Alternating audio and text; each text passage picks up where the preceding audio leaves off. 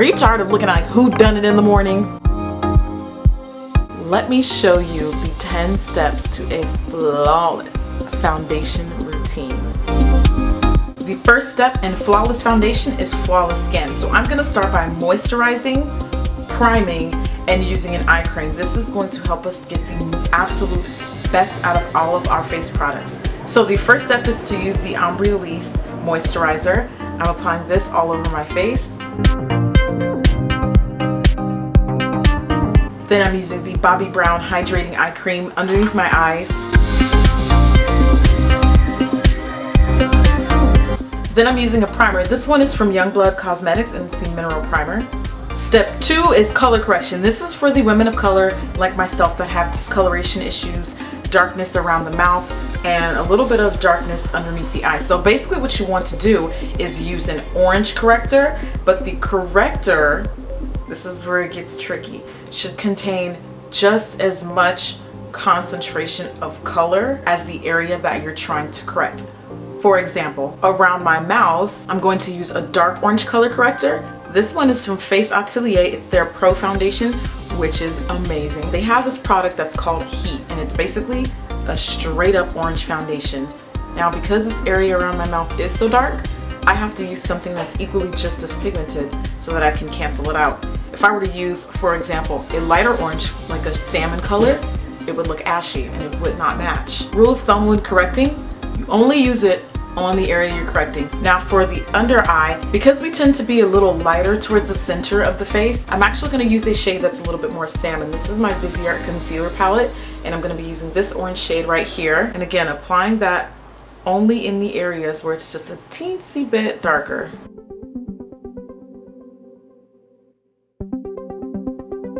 Color correction is going to be the most important step in flawless skin. That is, if you need it. If you don't, go ahead and proceed on to the next step, which is foundation.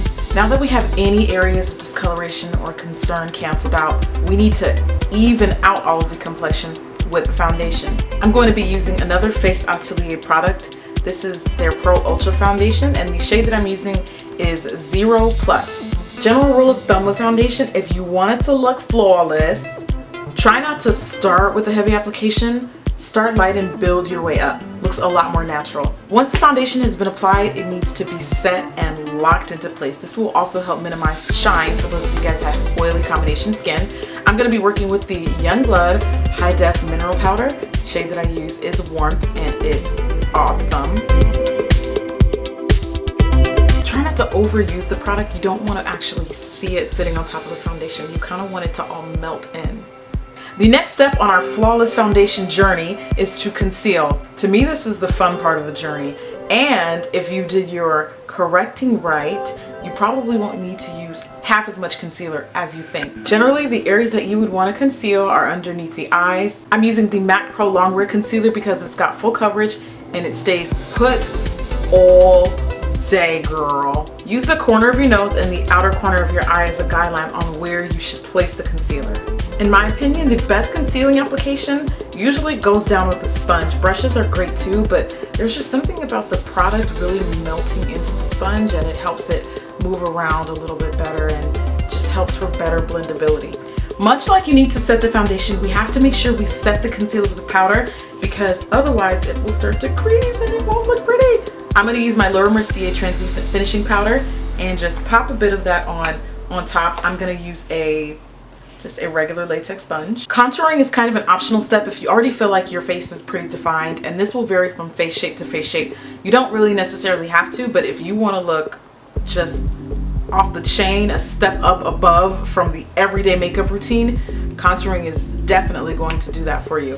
I'm going to use my Ben Nye Mojave Matte Foundation, and this is like 3 shades darker than my complexion because that's exactly what it's supposed to do. It's supposed to contour, it's supposed to bring out those hollow points of the face. So I start by applying it first with my finger, and then I go back with a foundation brush and blend it into my skin.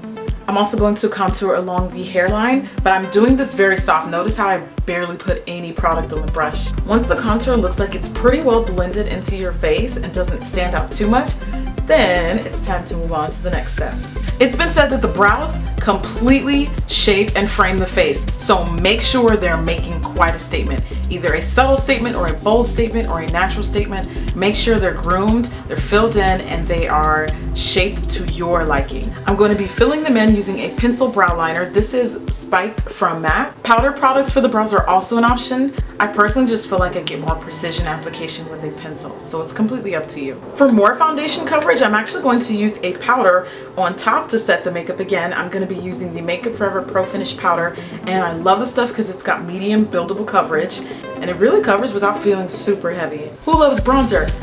I do! I'm going to be using my CoverGirl Queen Collection bronzer. I love bronzers because they help warm up the skin and they just really just add like not only some added contour but just this dewy glow. I'm not a big fan of nose contouring, but what I do like to do with my bronzer is take a big fluffy brush like this one from e.l.f. and I'll just go down the sides. So the contour is there, it's just not a heavy application of it. I'm going to be using a coral blush. Coral looks amazing on dark skin and can be worn during any and all seasons. This one is from La Femme Blushes and the shade is called Coral. Mascara is going to help brighten the eyes and open them and make you look overall more awakened. So I'm going to be using one of my personal favorites. This is the Bobbi Brown Everything Mascara. Everybody loves smooth, pretty lips. So what's your favorite? Corals? Do you like pink? Do you like berry tones?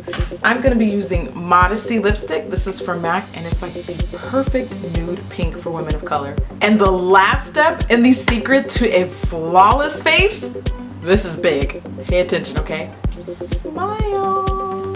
Alright guys, those are my top 10 tips to a flawless face and foundation routine. I hope you guys found this video helpful. If you have questions, leave them down below. Don't forget to thumbs up this video if you liked it and share it with your friends. Thanks for watching guys. Bye!